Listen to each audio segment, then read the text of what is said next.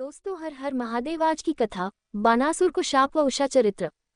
सनत कुमार जी बोले, महामुने, एक समय दैत्यराज बानासुर ने त्रिलोकीनाथ भगवान शिव को तांडव नृत्य द्वारा प्रसन्न किया।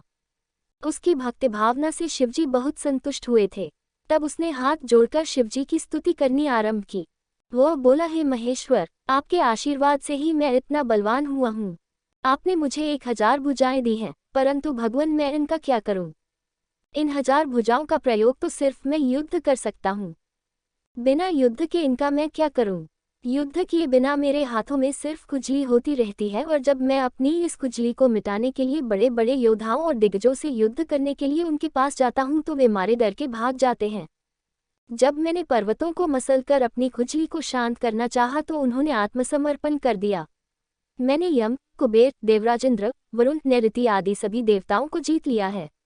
अतः भगवान, अब मुझे कोई ऐसा महावीर, बली और पराक्रमी शत्रु बताए जिससे युद्ध करके मेरी इन 1000 भुजाओं की खुजली शांत हो जाए। दैत्यराज बानासुर के ऐसे अहंकार भरे वचनों को सुनकर भगवान शिव अत्यंत क्रोधित हुए और बोले, ओ अहंकारी दैत्य, तू बड़ा ही मूर्ख और अभिमानी है। तुझे धिक्कार है। मेरे परम भक्त और महादानी बलि का पुत्र होकर भी तुझमें इतना इनकार व्याप्त है। अहंकार और अभिमान मनुष्य का सबसे बड़ा शत्रु है और उसे सदा ही पतन की ओर ले जाता है। तुझे भी अब अहंकार और अभिमान ने घेर लिया है, इसलिए अब तेरा पतन भी निश्चित है। अब तुझे कोई भी नहीं बचा सकता। निश्चय ही तेरा सामना अतिशीघ्र ऐसे वीर और पराक्रमी से होगा जो तेरी इन गर्वीली भुजाओं को मदार की लकड़ी के समान पल भर में काट कर फेंक देगा। तेरे शस्त्रागार में वायु का भयानक उत्पात होगा। भगवान शिव के क्रोध भरे वचनों को सुनकर भी मदांध बानासुर पर कोई असर नहीं पड़ा। कहते हैं न कि जब विनाश का समय आता है तो बुद्धि विपरीत सोचना शुरू कर देती है। इसलिए बानासुर को युद्ध के निकट आने का समाचार सुनकर अति प्रसन्नता हुई। उसने सुंदर सुगंधित पुष्पों से भगवान शिव की आराधना की और पुनः अपने महल में वापस आ गया। तत्पश्चात बानासुर प्रसन्न मन से उस युद्ध की प्रतीक्षा करने लगा और मन में यही सोचने लगा कि भला मुझसे ज्यादा वीर पारंगत योद्धा और कौन हो सकता है जो मेरे सामने टिक सके और मेरी बलशाली भुजाओं को लकड़ी के समान काटकर फेंक सके। बानासुर अपनी इन्हीं बातों में उलझा रहता था।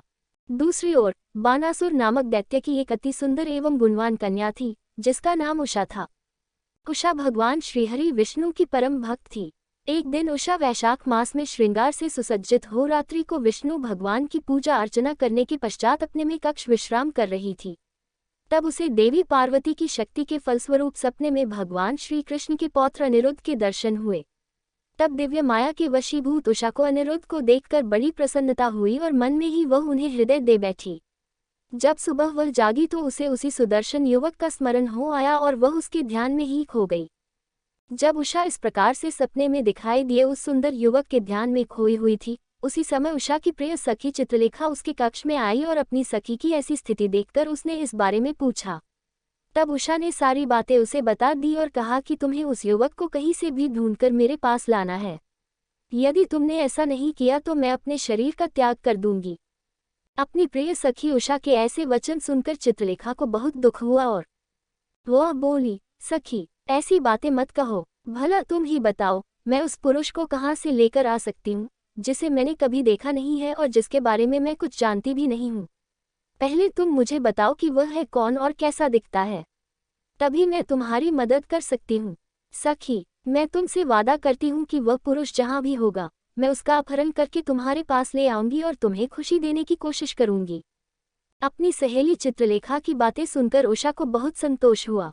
तब चित्रलेखा ने वस्त्र के पर्दे पर अनेक देवताओं, दैत्यों, दानवों, गंधर्वों, सिद्धों, नागों और यक्षों के चित्र बनाकर उषा को दिखाए, परंतु उषा ने सबके लिए मना कर दिया। तब चित्रलेखा ने मनुष्यों के चित्र बनाने शुरू किए। उसने शूर, वसुदेव, राम, कृष्ण और अनेकों पुरुषों के चित्र बना दिए, परंतु उषा ने हाँ नहीं कहा। तब चित्रलेखा ने नरश्रेष्ठ प्रद्युम्न नंदन अनिरुद्ध का चित्र उकेरा, जिसे देखकर उषा का सिर लज्जा से आवर्त हो गया और उसके चेहरे पर लाली छा गई। वह खुशी से झूम उठी। उषा बोली, हे प्रिय चित्रलेखा, रात को जिसने मेरे स्वप्न में आकर मेरे मन को चुराया है वही यही है। मुझे इनसे मिलना है। तुम इन्हें अतिशीघ्र मेरे पास ले आओ, वरना मुझे चैन नहीं आएगा।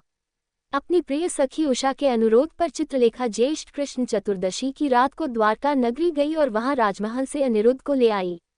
अनिरुद्ध को सामने पाकर उषा हर्ष से फूली न समाये और तुरंत उसके गले से लग गई।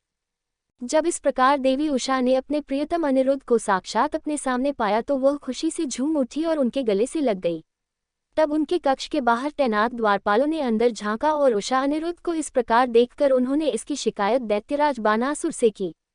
द्वारपाल बोले, महाराज, आपकी कन्या के अंतःपुर में एक पुरुष घुस आया है और वह आपकी कन्या से प्रेमालाप कर रहा है। महाराज, आप वहां चलिए और देखिए कि वह कौन है। आपकी आज्ञा होने पर ही हम सब मिलकर उसे उसकी धृष्टता का दंड देंगे। इस प्रकार द्वारपालों से अपनी कन्या के विषय में सुनकर दैत्यराज बानासुर को बहुत क्रोध आया और उसे आश्चर्य भी हुआ। वह तत्काल उनके साथ चलने को तैयार हो गया। हे व्यास जी, जब दैत्यराज बानासुर के द्वारपालों ने उनके पास जाकर उनकी पुत्री उषा के कक्ष में किसी पुरुष के होने की सूचना दी तो वे आश्चर्यचकित हुए और स्वयं वहां गए। तब क्रोधित बानासुर ने उषा के साथ अनिरुद्ध को देखा। अनिरुद्ध बहुत सुंदर और बलशाली नवयुवक था। क्रोधित बानासुर ने अपने सैनिकों को अनिरुद्ध को मारने की आज्ञा दी। जैसे ही बानासुर के उन सैनिकों ने अनिरुद्ध पर हमला किया, उसने देखते ही देखते उन सैनिकों को मौत के घाट उतार दिया। जब बानासुर ने अपने सैनिकों को इस प्रकार मरते हुए देखा, तब उसे समझा गया कि यह पुरुष बड़ा वीर और पराक्रमी है, जिसने अकेले ही इतने बलशाली सैनिकों को पल भर में ध्वस्त कर दिया है। तब बानासुर ने स्वयं उससे युद्ध करने का निश्चय किया और अपनी विशाल सेना को भी बुला भेजा। फिर क्या था, अनिरुद्ध और बानासुर के बीच बड़ा भयानक युद्ध होने लगा। तब वीर अनिरुद्ध ने दैत्यराज बानासुर को निशाना बनाकर एक दिव्य शक्ति छोड़ी, जिससे बानासुर को भयानक चोट पहुंची। चोट खाकर उसे समझ आ गया कि इस महाबली और पराक्रमी मनुष्य को सीधे सीधे युद्ध द्वारा हराना असंभव है। यह सोचकर बानासुर ने अपनी राक्षसी माया का सहारा लिया और उसी क्षण वहां से अंतर्धान हो गया। एकदम अचानक से जब दैत्यराज सामने से गायब हो गया तो अनिरुद्ध को बहुत आश्चर्य हुआ। वह घूम घूम कर इधर उधर बानासुर को तलाश कर ही रहा था कि बानासुर ने छलपूर्वक अनिरुद्ध को नागपाश में बांध दिया और अपने सैनिकों को आदेश दिया कि इसे ले जाकर किसी अंधे कुएं में धकेल दो, ताकि यह जिंदा ही न बचे। अपने स्वामी दैत्यराज बानासुर का आदेश सुनकर कुंभकर्ण बोला, हे दैत्येंद्र, युद्ध और पराक्रम में तो यह भगवान विष्णु के समान है और साहस में शशिमौली के समान है। इस प्रकार से नागपाश में बंधकर भी यह डर नहीं रहा है और पुरुषार्थ की बातें कर रहा है। फिर वह अनिरुद्ध से बोला, ए मूर्ख बालक, तू महाबली दैत्यराज बानासुर से अपनी समानता क्यों करता है? तू उनके सामने झुककर उनसे माफी मांग और अपनी हार मान ले। वे निश्चय ही तुझे क्षमा कर नागपाश से मुक्त कर देंगे। दैत्यराज बानासुर के उस सेवक के वचनों को सुनकर अनिरुद्ध क्रोधित होकर बोला, ओ दुराचारी निशाचर, शायद तुझे क्षत्रिय धर्म के बारे में कुछ पता नहीं है। शूरवीर के लिए युद्ध में पीठ दिखाना मरने से भी बढ़कर है। मैं इस अधर्मी से माफी मांगने से अच्छा युद्ध में लड़ते हुए प्राण त्यागना पसंद करूंगा, परंतु इस अभिमानी के आगे बिल्कुल नहीं झुकूंगा। यह सुनकर दैत्येंद्र बानासुर का क्रोध 7वें आसमान पर जा चढ़ा। इससे पूर्व कि वह कुछ करता आकाशवाणी हुई, बानासुर, तुम भगवान शिव के परम भक्त और महाराज बलि के पुत्र हो। तुम्हें इस प्रकार क्रोध करना शोभा नहीं देता। तुम जानते हो कि भगवान शिव सत्वगुण, रजोगुण और तमोगुण का आश्रय लेकर ब्रह्मा, विष्णु और महेश के रूप में सृष्टि, भरण पोषण और संहार करते हैं। वे अंतर्यामी और सबके ईश्वर हैं। भगवान अनेक लीलाओं के रचयिता हैं और गर्व को चूर कर देते हैं। वे तुम्हारे गर्व को भी चकनाचूर कर देंगे। आकाशवाणी सुनकर बानासुर ने अनिरुद्ध का वध करने का विचार छोड़ दिया और अनिरुद्ध को जेल में छोड़कर चला गया। नागपाश में बंधे हुए अनिरुद्ध को बड़ा कष्ट हो रहा था। उसने दोनों हाथ जोड़कर कल्याण स्वरूपा मां जगदम्बा देवी दुर्गा का स्मरण कर उनकी आराधना आरंभ कर दी। अनिरुद्ध बोला, हे माता, आप अपने शरणागतों की रक्षा करने वाली तथा उन्हें यश प्रदान करने वाली हैं। देवी, मैं नागपाश में बंधा हूँ और नागों के जहर की ज्वाला मुझे जला रही है। हे माता, मेरी रक्षा कीजिए।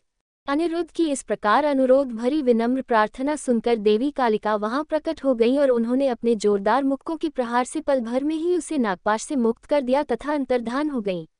नागपाश से मुक्त होते ही अनिरुद्ध को अपनी प्रिया उषा की याद सताने लगी और वो पुनः देवी उषा के पास चला गया। उषा अनिरुद्ध को देखकर बहुत प्रसन्न हुई और उसके गले लग गई। तब वे दोनों सुखपूर्वक विहार करने लगे। दोस्तों, अगली वीडियो देखने के लिए आप चैनल सब्सक्राइब जरूर करें और लाइक करें और कमेंट करें। हर हर महादेव। दोस्तों, हर हर